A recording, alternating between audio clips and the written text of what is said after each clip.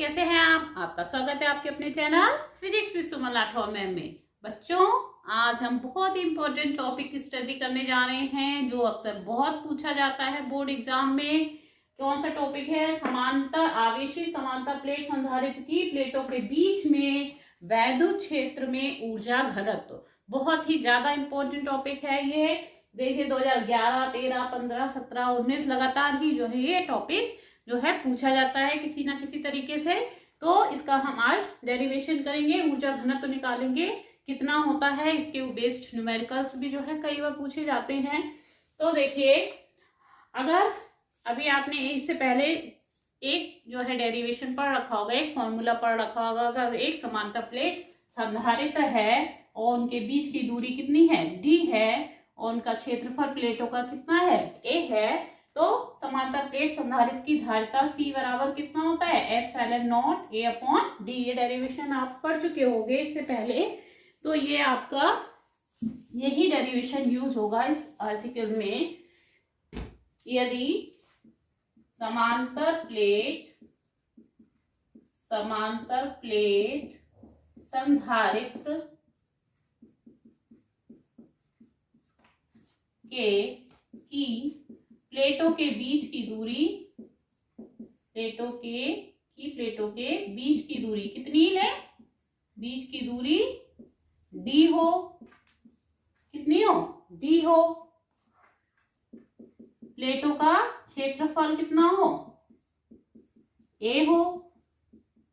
कितना हो? a हो। प्लेटों के बीच में क्या भरा हो? वायु भरी हो।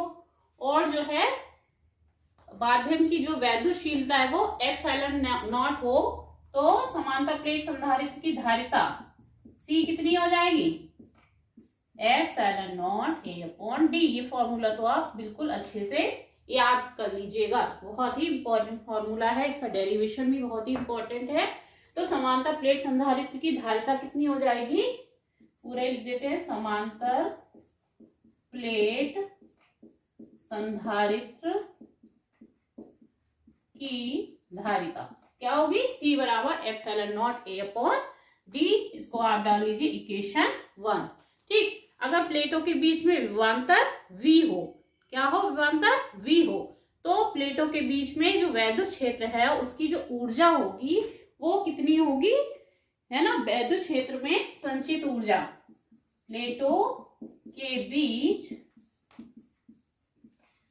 वैद्युत क्षेत्र में संचित ऊर्जा कितनी होगी? अगर प्लेटों के बीच विभवांतर V है तो क्या होगी ऊर्जा? U बराबर हाफ CV²। ये भी आप पिछले चैप्टर में पहले पढ़ चुके हैं। ये फॉर्मूला भी बहुत इंपॉर्टेंट है, इसको भी याद रखिएगा। U बराबर क्या होगा? ऊर्जा हाफ CV²।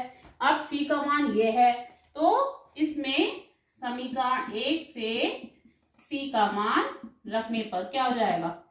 मान रखने पर U का मान क्या हो जाएगा?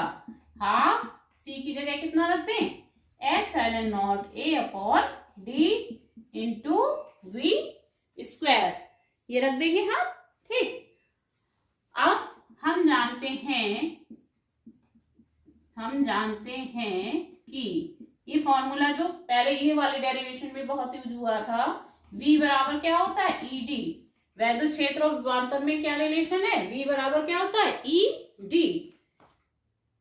यह मान, इसको समीकरण 2 रख दें। यह मान समीकरण 2 में रखने पर, इसको भी रख दें हम। ठीक। देखिए U बराबर हाफ CV² में C की जगह तो हमने रख दिया ये, और V की जगह क्या रख देंगे हम? E इंटू D यहाँ पे रख देंगे। तब ये क्या हो जाएगा? ये ऊपर का हम इरेज कर दें।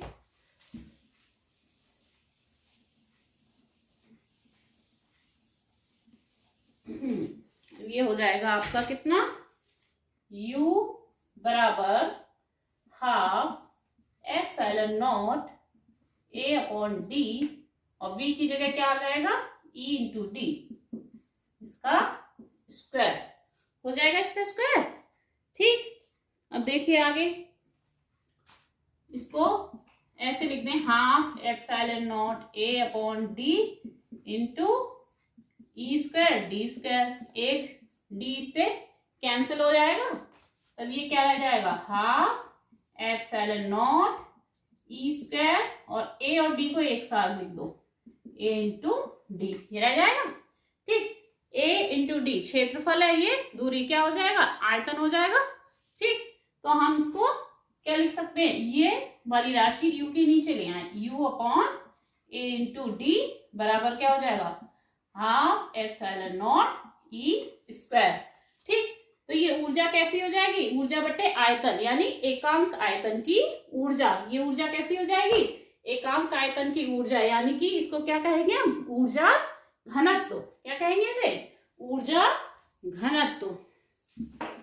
ये क्या कहलाएगा, ऊर्जा घनत्व, है ना। तो एकांक आयतन में संचित ऊर्जा क्या लिखते हैं, परंतु एकांक आयतन में संचित ऊर्जा, एकांक आयतन में संचित ऊर्जा, है ना। एकांक आयतन में संचित ऊर्जा क्या को क्या कहते हैं, ऊर्जा घनत्व कहते हैं, को ऊर्जा घनत्व। ऊर्जा घनत्व किससे लिखते हैं, स्मॉल यू से कहते हैं। तो क्या हो जाएगा यहां से, इसकी जगह हम क्या लिख दे, स्मॉल यू बराबर half epsilon not E square, ये आ गया। ऊर्जा घनत्व कहते हैं, चाहे ब्रैकेट में ये भी लिख दो, स्मॉल यू बराबर यू बटे ए इंटू डी। ठीक, तो ये आपका जो है डेरिवेशन हो गया। क्या आ गया, यू बराबर half epsilon not E square, और इसका मात्रक क्या होगा ऊर्जा का, जूल प्रति मीटर क्यूब, सॉरी क्यूब में होगा क्योंकि ये आयतन है ना, तो इसका मात्रक क्या होगा, जूल प्रति मीटर क्यूब। ठीक, अगर इनके बीच में परावैद्युतांक हो, निर्वात हमने लिया है तो के का मान बन लिया है, अगर इनके प्लेटों के बीच में परावैद्युतांक के हो तो क्या हो जाएगा, यदि परावैद्युतांक के प्लेटों के बीच में हो, के बीच में हो, तो यू का मान क्या हो जाएगा, हाफ के एप्सिलॉन नॉट ई स्क्वायर। तो आपका ये आ जाएगा डेरिवेशन, इस तरह से फॉर्मूला हो जाएगा, जूल प्रति मीटर क्यूब। क्लियर हो गया, बहुत ही सरल है और बहुत ही इंपॉर्टेंट टॉपिक है। ठीक, बस दो सूत्र आपको एक ध्यान रखना है, सी बराबर हाफ एप्सिलॉन नॉट बटे डी, और एक यू बराबर हाफ सी बी स्क्वायर, है ना, वही लगा देंगे और आपका ये डेरिवेशन हो जाएगा। ठीक है, तो अगर आप चैनल पे नए हैं तो चैनल को सब्सक्राइब कर लीजिएगा, वीडियो को लाइक और अपने फ्रेंड्स में शेयर कर लीजिएगा। Thank you.